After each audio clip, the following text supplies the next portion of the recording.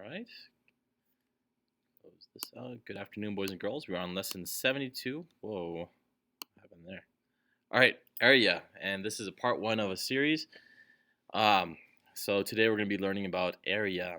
So our objective for today is to draw and count square units. That's supposed to be 2 to find the area of a rectangle.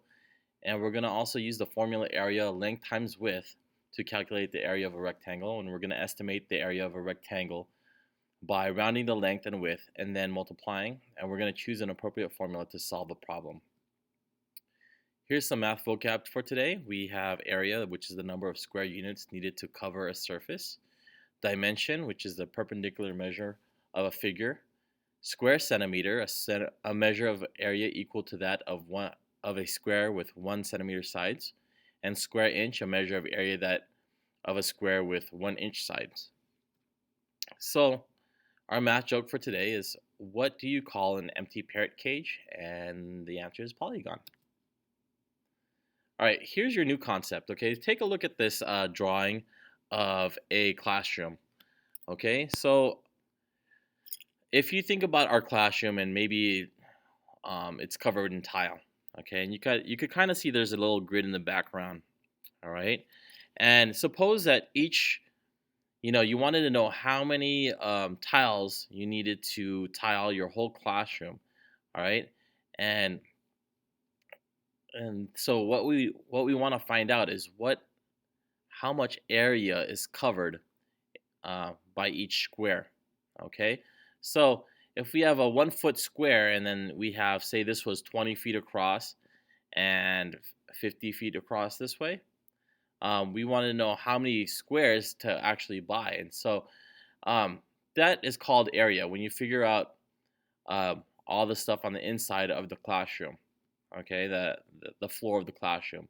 So in order to find area, we have an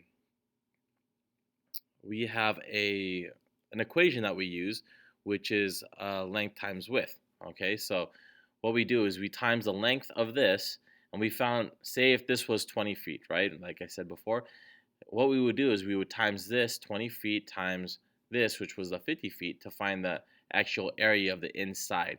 And if we times this 20 times 50, we would have 1,000 square feet, okay?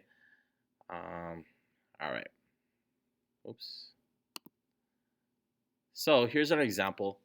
The classroom floor was the shape of a rectangle, and the room was 25 tiles wide, and it was 30 tiles long. So 25 times 30, that's how you find the area. And then we find that 3 times 25 is 75 plus the 0 at the end. So it's 750. Now, okay, this is the important part. It's not just 750, okay? What we're doing is we need to find the square feet, okay? So what we're talking about is each tile is 1 foot by 1 foot, and so we call that, as you can see in this our example, this is a square.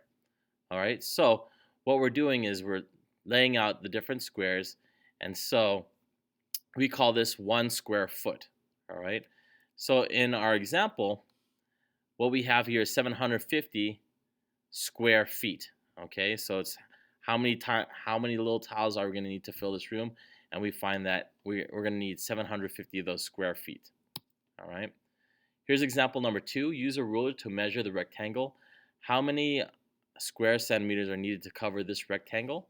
And if it's 3 by 2, what we can see is if this was 2 centimeters by 3 centimeters, we can see that we need 6 squares in order to fill this rectangle up, okay?